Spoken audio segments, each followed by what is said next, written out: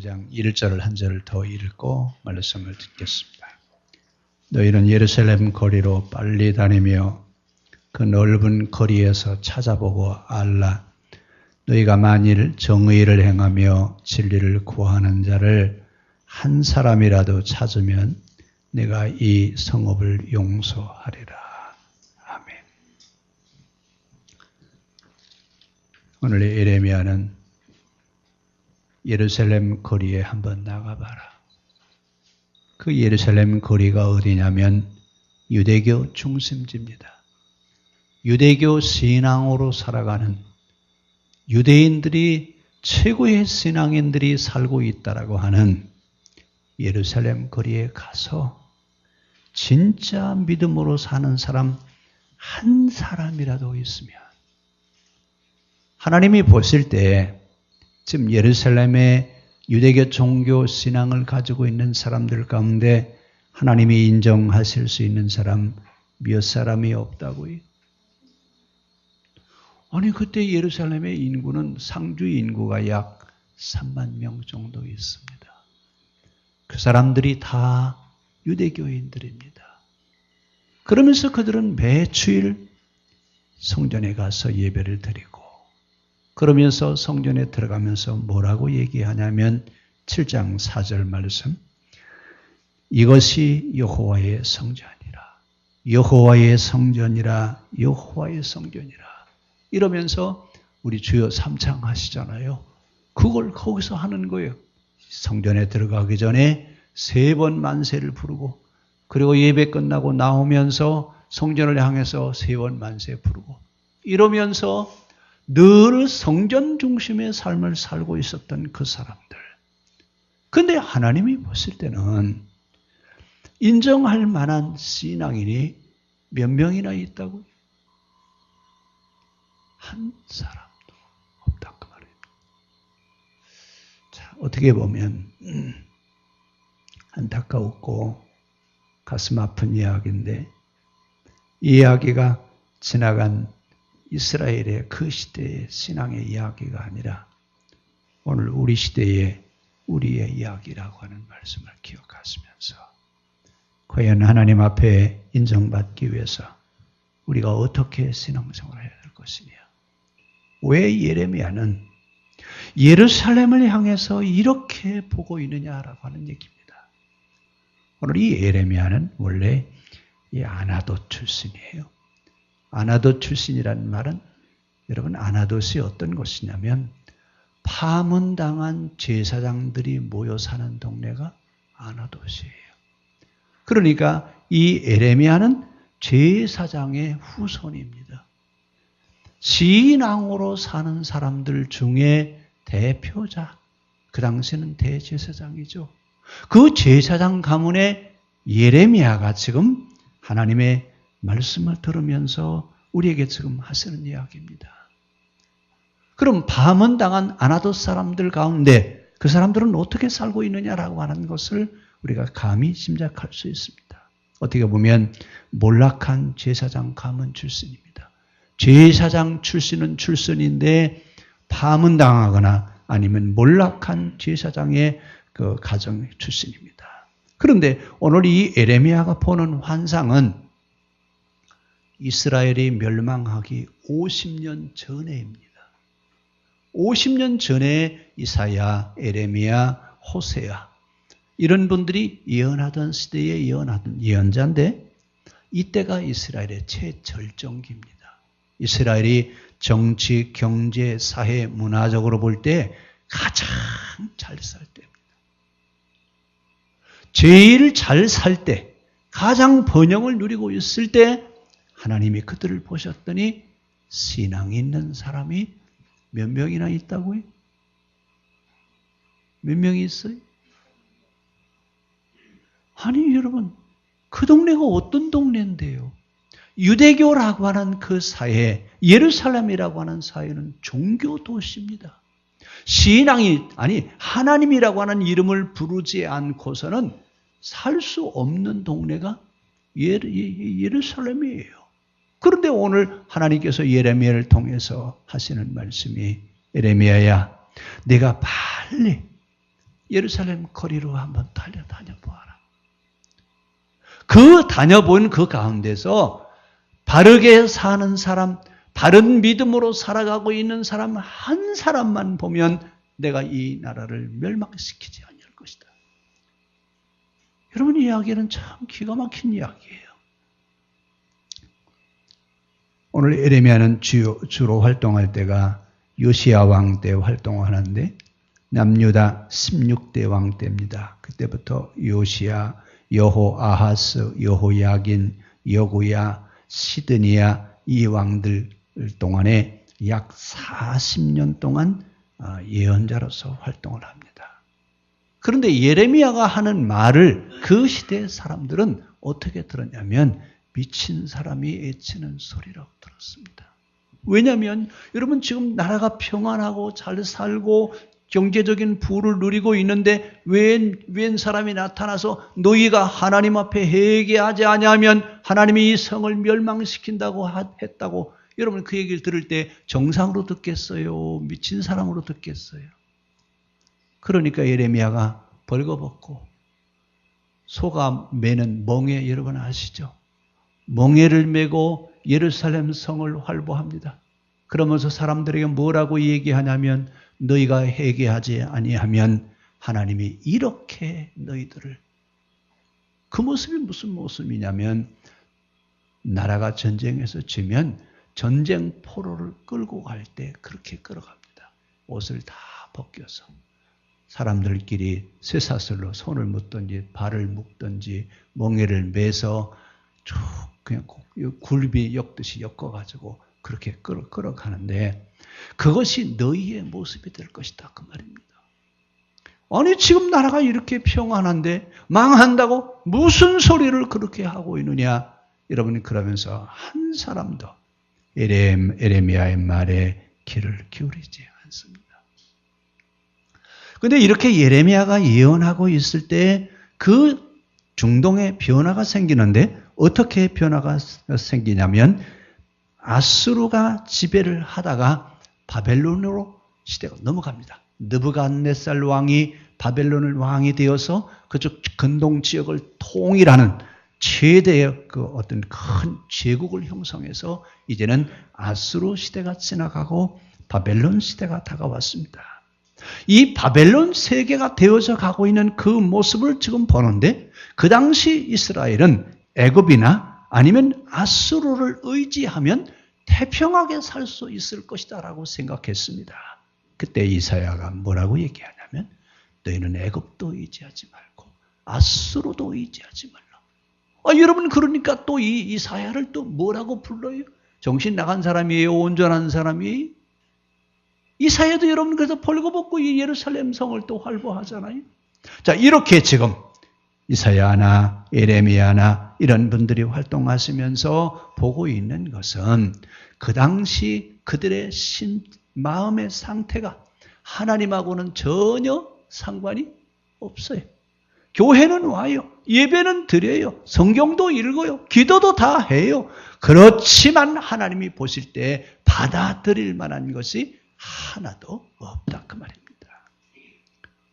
오늘 요시야는 예레미야의 말을 듣고 성전을 다시 정화 작업을 합니다. 그러다가 두루마리 성경을 찾습니다. 그 두루마리 성경이 신명기였을 것이다 라고 이렇게 추측을 합니다.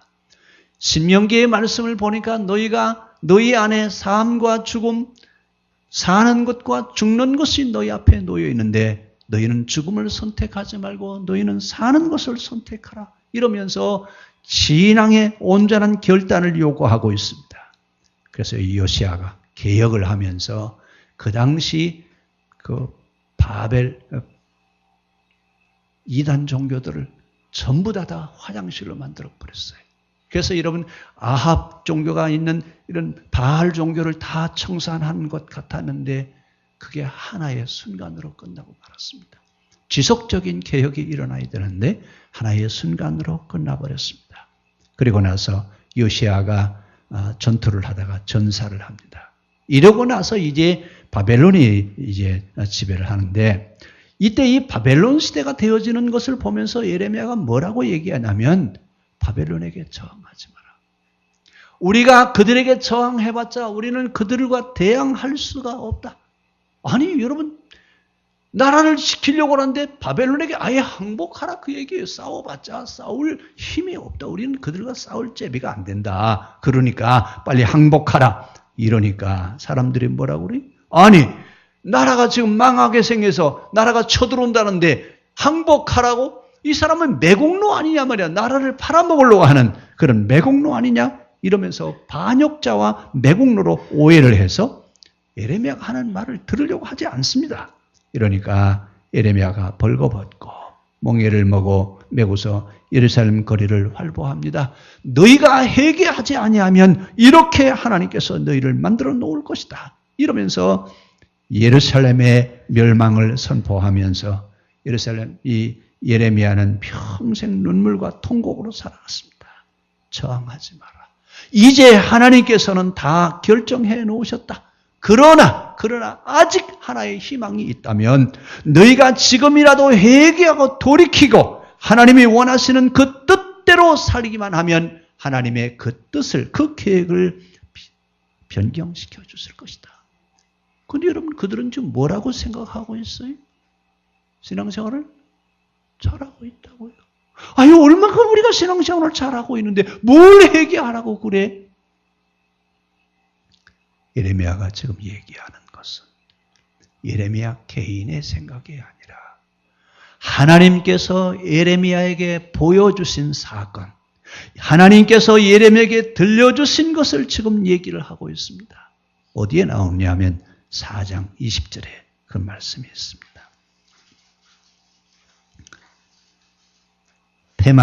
패망이 연속하여 온 땅이 탈취를 당하니 나의 장막과 휘장은 갑자기 파멸되도다. 내가 저 깃발을 보며 나팔 소리를 듣기를 어느 때까지 할꼬. 누구의 귀에 들리는 거예요? 누구의 눈에 보여지는 거예요 지금? 몇 년 전이라고요? 50년 전이 50년 전에 적군이 쳐들어오는 그 말급알급 소리를 듣고 그 군대가 들고 오는 깃발을 보면서 지금 예언을 하고 있습니다. 이미 예레미야가 보고 있는 것은 여러분 환청이나 환상이 아니에요. 지금 예레미야가 하고 있는 것은 지금 하나님이 들려주시고 하나님 보여주시는 겁니다. 이게 뭐냐? 이것은 하나님의 면전 체험입니다.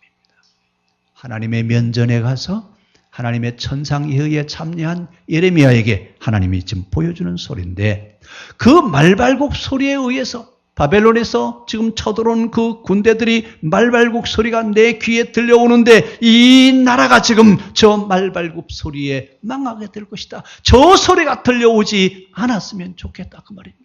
누구의 귀에는 들려오는 거예요? 예레미야 귀에는 지금 그 소리가 들려오고 있어요. 여러분 오늘 우리들 귓전에 하나님의 음성이 들려집니까? 우리의 눈에 지금 하나님이 보여주시는 환상이 보이냐 그 말입니다. 오늘 예레미야는 그 시대의 문제를 보고 있습니다. 그러면서 뭐라고 얘기하냐면 심령의 비상나팔을 불어라. 전쟁의 아우성 소리가 내 귀에 들려온다. 이러면서 지금 그 시대를 보면서 들리는 것과 보여지는 것을 예레미야는 지금 얘기를 하고 있습니다. 그러면서 이때 예레미야가 지금 뭐라고 얘기하고 있어요? 하나님께서 예레미야에게 뭐라고 말씀하시냐면 너는 세상에 하나님 말씀을 선포하라. 이 세상의 모든 사람을 내가 구원하기를 원하는데 그 구원사역의 대행자로 내가 너희를 세웠더니 너희는 구원사역을 위한 일을 하는 것이 아니라 자기 이득을 취하고 하나님의 이름을 불러가면서 재산을 축적하고 하나님의 이름은 부르고 있으나 신앙과는 전혀 상관이 없는 일을 하고 있는 그들을 바라보시면서 이 얘기를 하시고 있습니다. 지금 우리 시대에 교회가 지금 망가져가고 있습니다. 교회가 망가져가고 있다라고 하는 것을 우리는 아는데 이럴 때 여러분 예레미야와 같은 그런 심정을 가지고 있느냐 그 말입니다. 오늘 예레미야가 뭐라고 말씀하세요? 하나님께서 예레미야야 너 예루살렘 거리를 활보해봐라. 한 사람이라도 하나님의 말씀대로 살려고 하는 자가 있으면 내가 이 성을 용서할 것이다. 노아 홍수시대 때 하나님 뭐라고 말씀하셔요?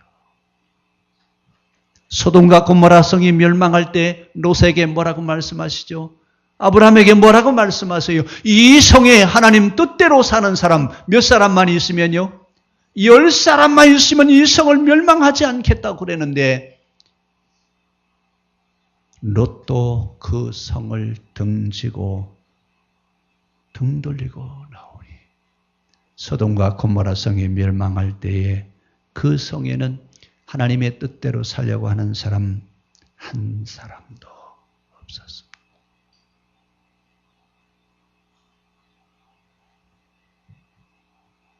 근데 광야에서는 이스라엘 백성들이 범죄하고 우상을 만들고 헛된 제물을 드렸으나 회개하는 모세 때문에 이스라엘은 광야에서 죽지 않고 광야길을 걸어갈 수 있었습니다. 오늘 그래서 예수님은 우리에게 뭐라고 말씀하시냐면 인자가 올 때에 믿음으로 살아보겠다고 하는 사람 한 사람이 있겠느냐. 아브라함처럼 요셉처럼 모세처럼 사무엘처럼 예언자들처럼 그렇게 살아가는 사람 한 사람만 있으면 좋겠다. 오늘 예레미야를 통해서 말씀하십니다. 예루살렘에 본받을 자가 없다. 예루살렘 성 안에 신앙으로 살아가는 사람들 가운데 본받을 자가 한 사람이 없다. 여러분 오늘 우리 시대에 우리 이야기입니다.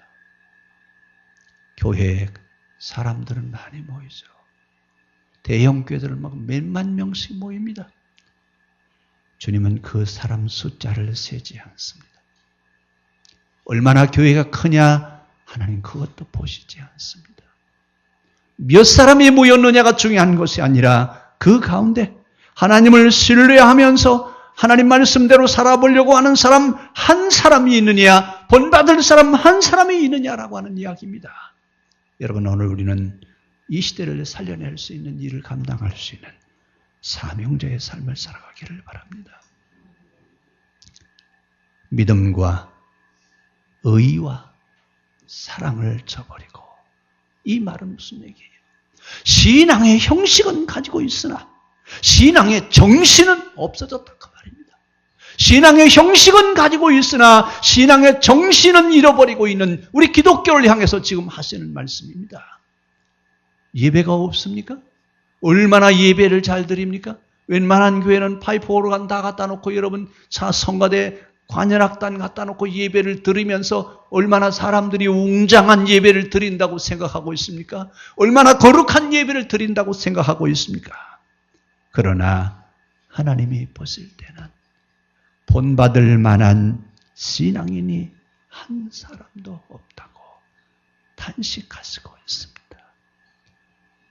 오늘 성직자나 교인들이나 다 똑같습니다. 지금 우리에게는 중요한 전환점에 와 있습니다. 특히 교회 절기상 사순절입니다. 오늘 우리 자신을 되돌아보면서 우리 신앙의 현 주소를 다시 볼 수 있기를 바랍니다. 과연 하나님께서 내 신앙을 보실 때, 과연 하나님이 나를 바라보실 때, 과연 하나님이 인정하실 수 있는 그런 신앙생활을 하고 있느냐? 여러분 교회의 크기, 사람들이 모이는 거 이거 중요하지 않습니다. 작다고 기죽지 마세요. 기죽는 것도 죄짓는 겁니다. 작고 크고 중요하지 않습니다. 중요한 것은 그 가운데 하나님의 말씀대로 살아가려고 하는 사람이 얼마나 많이 있느냐라고 하는 것이 중요합니다. 그런데 오늘날 교회들은 얼마나 많이 있는지 몰라요. 교회에 하나님 말씀이 계속 선포되고 있습니다. 그런데 문제는 교회가 신앙 정신을 가지고 살고 있는 것이 아니라 물량주의와 이기주의와 자본주의, 심지어 여러분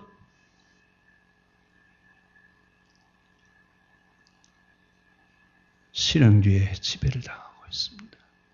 우리는 성경의 정신이 우리를 지배하고 있어야 되는데 우리는 세상의 사조가 우리를 지배하고 있다 그 말입니다. 세상의 사조가 지배를 하고 있으면서 그 생각이 바른 생각인지조차도 생각하지도 않으면서 교회가 크면 좋다고 그러면서 여러분 몇백억씩 빚을 내서 교회를 짓고 그리고 사람들을 걸어 모이려고 하는 이건 여러분 예수 이름을 파는 예수 장사하는 이건 신앙이 아닙니다. 오늘 우리는 우리 자신을 다시 한번 볼 수 있기를 바랍니다. 과연 하나님이 내 안에 계십니까? 하나님이 나를 지배하고 계십니까? 우리 교회에 하나님만 계신가? 아니면 인간적인 술수가 자리 잡고 있는가? 다시 한번 볼 수 있기를 바랍니다. 교회가 하나님께만 지배를 받아야 됩니다. 상업주의, 물량주의, 실용주의, 개인주의 이런 것들이 교회 안에 교회를 지배하고 있다 그 말입니다. 이때 예레미야가 뭐라고 얘기하고 있습니까? 우리 한번 따라갑시다. 교회여 예언자 정신이 있는가? 예언자 정신이 있습니까? 심지어는 교회 목사님들 설교를 율법서와 예언서 설교를 하지 않습니다. 바울 서신에 있는 이야기 갖다가 듣기 좋은 이야기들만 하고 있지 신앙의 근본적인 자리로 돌아가게 하는 신앙의 근본을 이야기하는 이야기들이 지금 말라가고 있다고 하는 겁니다. 그래서 예레미야가 이렇게 얘기합니다. 성전에 들어가면서 여기가 여호와의 전이다. 여기가 여호와의 전이다. 여기가 여호와의 전이다 라고 하는 거짓말을 믿지 말라. 우리 한번 4절 한번 같이 읽읍시다.